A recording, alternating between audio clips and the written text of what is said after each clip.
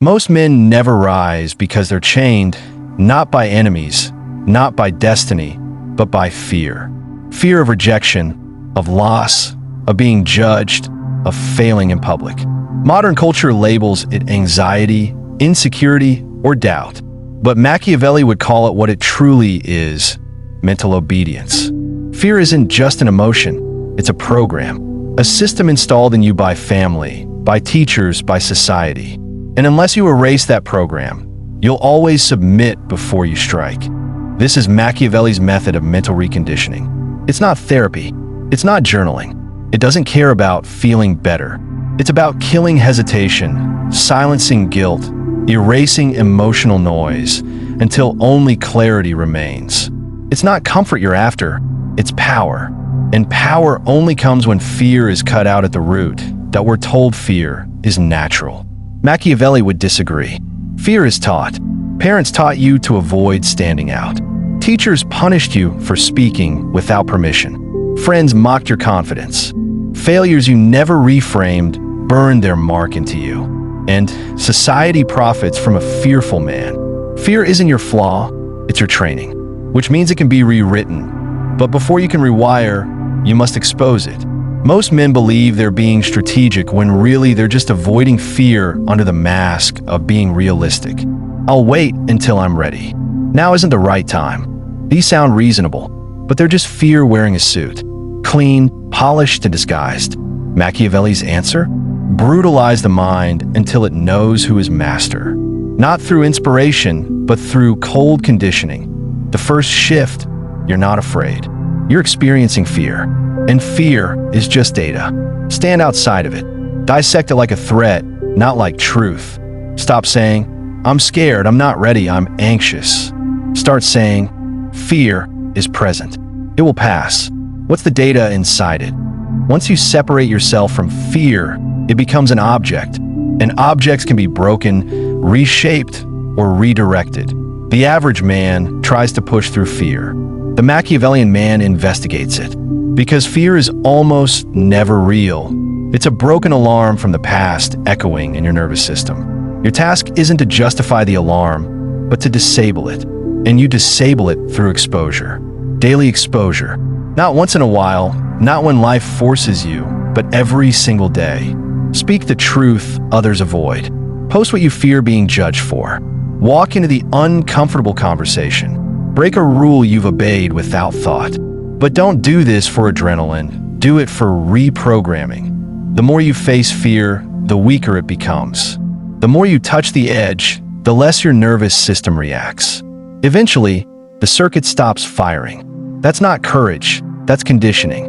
Right now, fear paints you disasters. You'll be rejected. You'll be humiliated.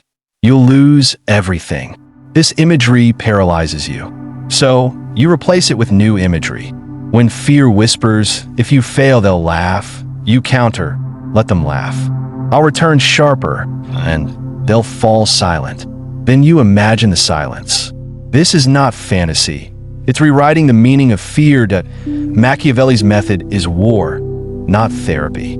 Fear can't just be removed, it must be overwritten. And what overwrites it is philosophy. Not quotes to feel good, but codes to live by. Pain means I'm leaving the average behind. If I lose everything, I become unstoppable. Fear is their last weapon, and I'm immune. These lines must become mental defaults. Repeat them until they sink deeper than fear itself. Fear dies when something stronger takes its place. Understand this. Fear is currency. If you don't control it, someone else will. Stop narrating fear. Stop giving it language. Treat it like data, cold and unfeeling. Because the day fear stops moving you, you begin moving the world. You weren't born afraid, you were trained. Those fears became loops running in your head, whispering before you act, stalling you when you should strike. Machiavelli wouldn't comfort those loops. He would burn them. How? By starving them. Fear lives on your attention. Every what if you play out feeds it. What if they laugh? What if I fail? What if she leaves? That isn't reflection, it's poison. So you counter with two words, so what? What if they reject me? So what? What if I lose everything? So what? I'll rebuild better. So what cuts the fuel line? the simulation dies. And in the silence that follows, freedom begins. Modern culture tells you to comfort fear. Machiavelli would call that betrayal. Each time you soothe fear, you strengthen it. Instead, punish it. Interrupt the loop. Estantalle. Clench your fist. Say cancel out loud. Redirect immediately into action. Soon, fear will learn it is no longer safe here. And when fear feels unsafe, it stops showing up. This is high-level conditioning. You don't fight fear, you reprogram the machine that produces it. Identity must shift too. Stop seeing yourself as a man who deals with fear. Act as the man who has none until the brain accepts it. Repeat, I don't hesitate. I move. Nothing destroys me if I keep building. Repetition reshapes reality. Emotion fades, but repetition installs software. Fear thrives in idle minds. That's why journaling, overanalyzing, endless healing often keeps men stuck. Machiavelli didn't make kings by fixing their wounds. He made kings by keeping them too occupied to indulge weakness. Fill your life with movement, creation, building, silence, and strategy. Fear cannot live in a man consumed by purpose. The paradox: once you accept the worst outcome and decide you'll survive it, fear dies. Lose her? You're still breathing. Lose the job? You rebuild. Get rejected? You move on. Fail publicly? You return silently stronger. Once you accept loss, you become untouchable. The man with nothing to protect cannot be threatened. Most men are secretly waiting for permission. Am I allowed to say this? Am I allowed to do that? Machiavelli's answer: if you're waiting for approval, you've already submitted. Assume permission. Move as if the system already belongs to you. People follow certainty. Society punishes the timid but bows to the self-assured. Pain avoidance is fear's best friend. We avoid embarrassment, rejection, discomfort. But Machiavelli flips it.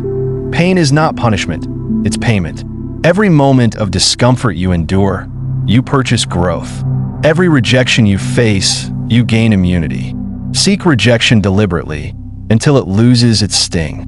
Then you move free of opinion, untethered, unpredictable. And unpredictability is power. Neuroconditioning isn't a one-time act. It's a streak. Day after day, defy fear until your brain rewires itself to believe. This man does not respond to fear. He responds only to purpose. Build an identity no one can take from you. Nah, I'm safe, but I adapt, I rebuild, I don't beg, I don't submit. That identity is indestructible and therefore fearless. The final stage, neutrality. Not courage, not adrenaline, nothing. Fear becomes boring, irrelevant, background static. While others freeze, you move, not with emotion but with command. At that point, fear doesn't just leave your body. It stops recognizing you as a host. And here's the truth Machiavelli would whisper: you were never afraid of the world. You were afraid of your own dangerous version. The version that doesn't flinch. The version that doesn't beg. The version that moves too fast for their comfort. That man is waiting inside you. Release him. Fear is not your weakness. It's a weapon, but only if you own it. If not, it owns you. And he who controls fear controls everyone who doesn't.